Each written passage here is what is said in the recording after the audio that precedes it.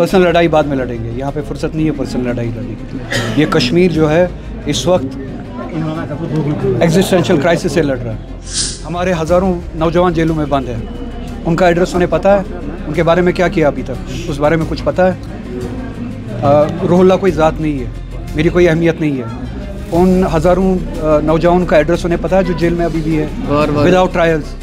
370 की लड़ाई हमारे वजूद की लड़ाई नेशनल कॉन्फ्रेंस का प्रॉमिस है पिछले इलेक्शन में। मेरी ज़ात की कोई हैसियत नहीं है। इस कौम को इस तशख़्ख़ुस की लड़ाई के लिए जो वादा दिया गया था, इस एक साल में हमने वो कहाँ पे शॉल और गुलदस्तों में बेच के खाई है वो लड़ाई। उसका एड्रेस है उनके पास।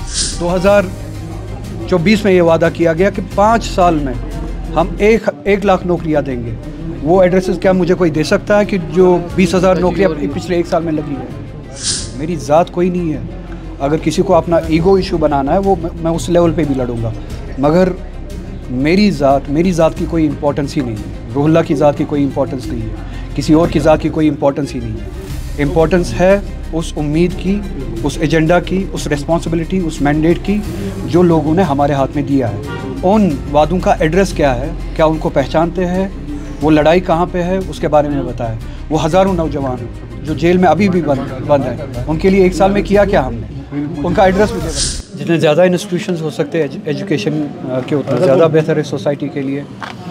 एजुकेशन के साथ साथ जो हमारे चैलेंज है, सोशल चैलेंज जो है, उन चैलेंज के साथ लड़ने में मदद कर सकते हैं, बजाय इसके कि हम इंस्टीट्यूशंस की कमी, फैसिलिटीज़ की कमी की वजह से जो मॉरल डिग्रेडेशन होती है सोसाइटी में, वो मॉरल डिग्रेडेशन होने दे।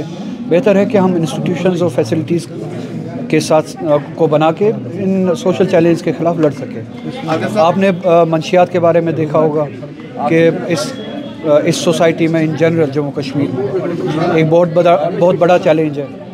ड्रग्स के ख़िलाफ़ जो लड़ाई हमें छेड़नी चाहिए, उसके लिए इस जैसे इंस्टीट्यूशंस की बहुत ज़्यादा ज़रूरत है। अगर साहब आज पहली बार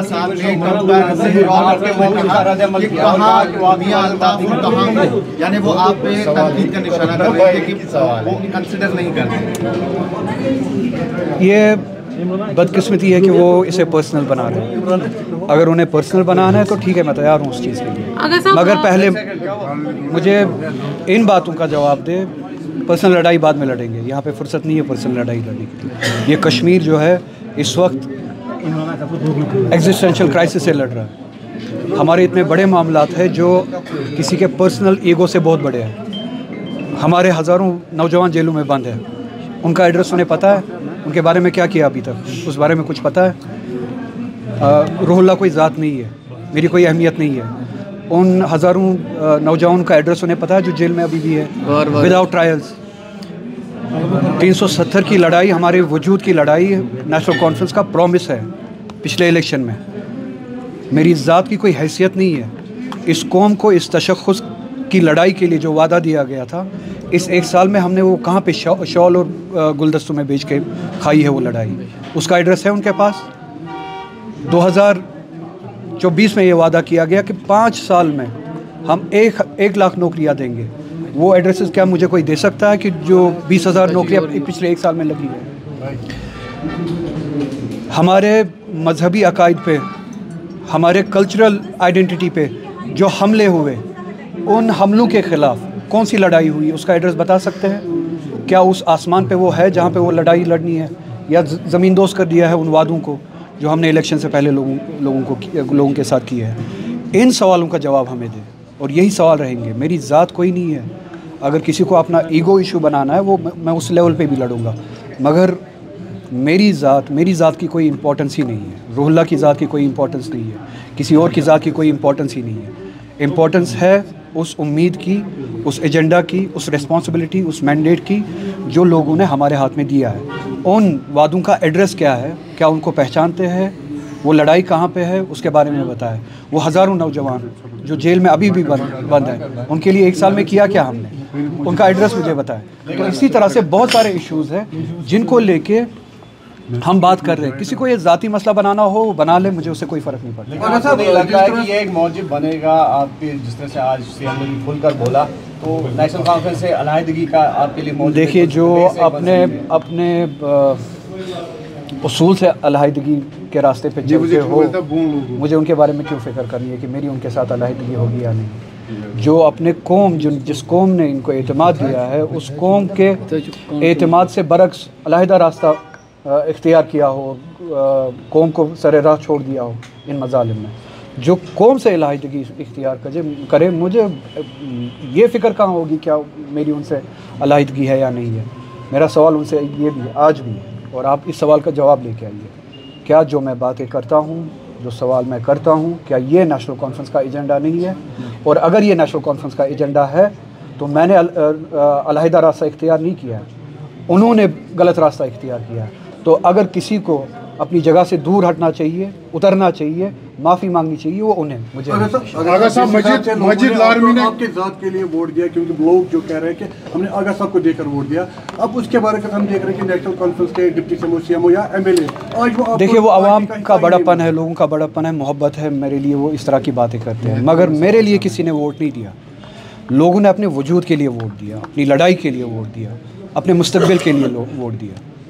मैं कोई ज़ात नहीं हूँ, कोई तुरम खान नहीं है कि किसी के लिए वोट दिया हो, और मैं भी कोई बड़ी ज़ात नहीं हूँ। लोगों ने अपने वजूद के लिए, अपनी लड़ाई के लिए, अपने हुकूक के लिए, अपने तशख़्ख़ुस के लिए, कॉन्स्टिट्यूशनल आइडेंटिटी के लिए, प्रोटेक्शंस के लिए जो हमसे छीने गए, उनकी वापसी के लिए वोट दिया।